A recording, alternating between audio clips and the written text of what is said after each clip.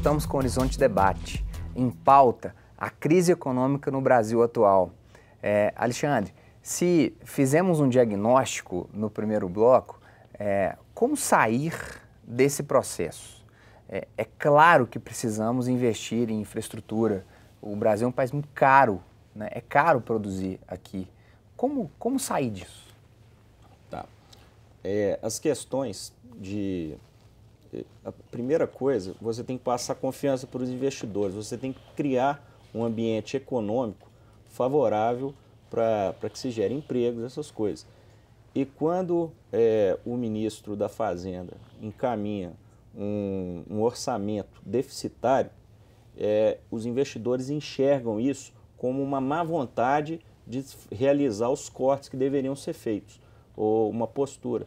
Tanto é que ele foi contratado para não deixar o grau de investment grade cair. Uhum. E isso que aconteceu. As agências enxergaram isso como uma extrema má vontade de se implementar e fazer o que tinha que ser feito. Uhum. Tá? E também eu acho que é uma saia justa para o ministro poder implementar, porque como que ele vai cortar gastos que foram criados pela própria chefe dele hoje, tá?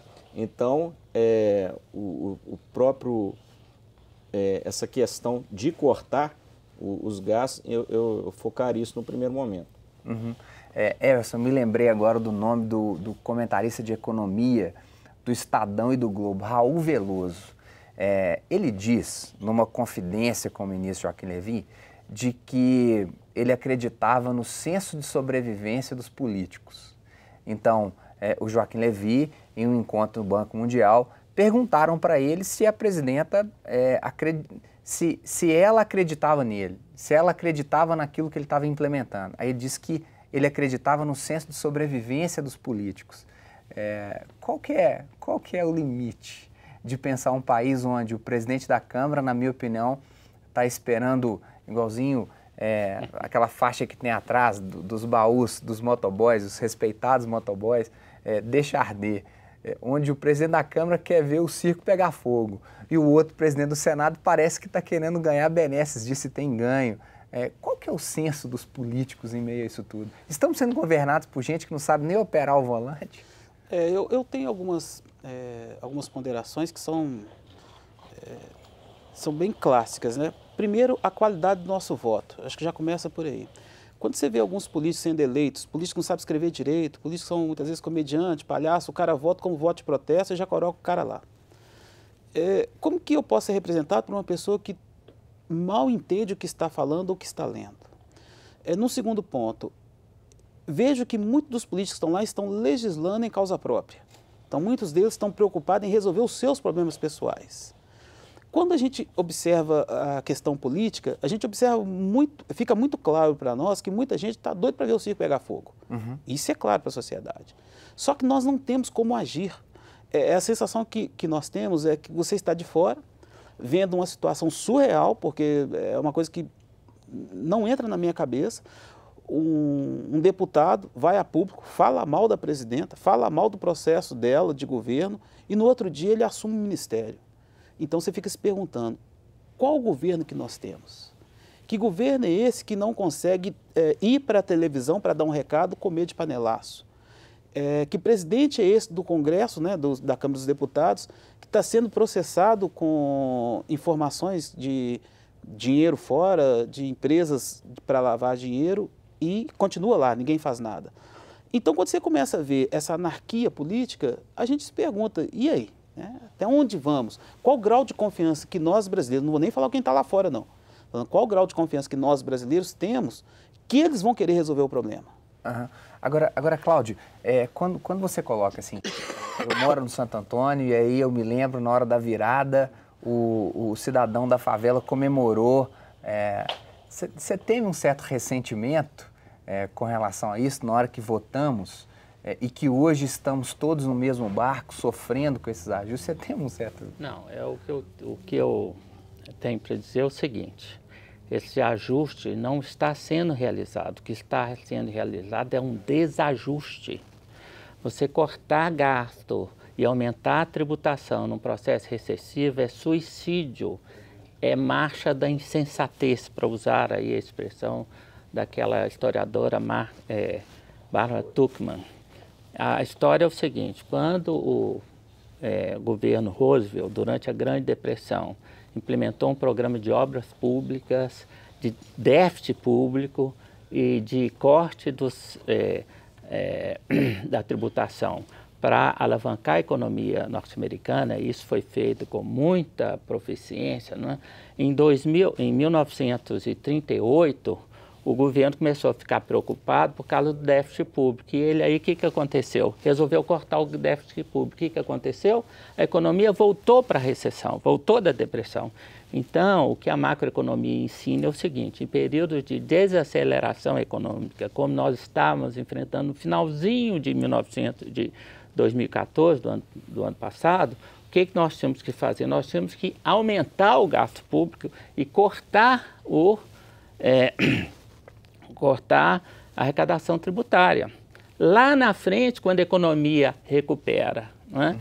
E aí, usando a expressão do nosso amigo, né? Nosso companheiro aqui de debate, quando volta a confiança do empresário, porque confiança do empresário não volta com cortando gasto público, não. Volta quando a economia começa a crescer, quando aparece dinheiro. Então, quando a economia, as pessoas, os empresários têm dinheiro, as empresas têm dinheiro, aí está na hora de você reduzir, de aumentar a tributação e cortar o gasto público. Agora, Cláudio, vou passar a palavra para o Alexandre, fazer uma pergunta e depois eu vou voltar contigo. Mas não é um contrassenso a gente aumentar o gasto público em constantes escândalos de corrupção a partir da Operação Lava Jato, que fazia desse gasto público de investimento em obra da Petrobras com os mandos e os desmandos dos cartéis das empreiteiras? Não seria um contrassenso, Alexandre, aumentar o gasto público do jeito que a gente faz esse capitalismo tropical nosso, assim? Sim, além dessa crise econômica, nós estamos vivendo uma crise também de moral, né? Nós temos exemplos aí, o escândalo começou com o Mensalão, Petrolão e agora a Operação Lava Jato, nesses aspectos aí. Se você analisar, as populações, elas até, né, elas aceitam um realismo tarifário, você cobrar impostos, impostos, né, o que ela quer saber e ela quer prestação de conta é para onde estão indo aquilo ali, entendeu? Então, é o que o professor falou. Você chegar nesse momento agora, que está de recessão, e querer aumentar impostos, você se enterra ainda mais. O que deveria estar... Você faz isso em ambientes que a economia está em processo de expansão, ela está tudo favorável, é menos dolorido, né? Você fazer esse processo todo de acordo com a economia que está hoje, ela realmente vai causar danos. Então, professor Cláudio, não é um contrassenso aumentar esse gasto público sabendo dessa índole má dos gestores do gasto público? Olha, eu acho o seguinte, né? Nós tivemos, primeiro, a experiência brasileira não é única, não. Se nós lemos aí os jornais dos Estados Unidos no final do século XIX, início do século XX, a corrupção era pior que a brasileira de hoje.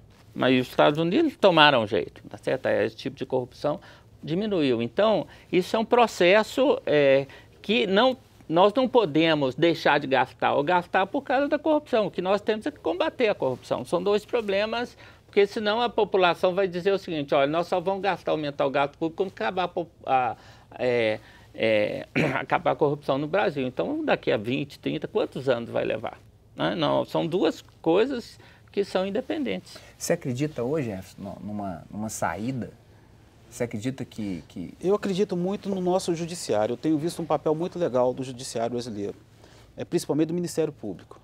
Então, eu enxergo, eu sou um pouco otimista em algumas situações pessimistas. Eu não via isso, por exemplo, antes da atuação do Ministério Público, igual está acontecendo na Operação Lava Jato, onde está cortando todo mundo, independente da posição social. E isso me deixa um pouco mais tranquilo com relação a essa questão da corrupção.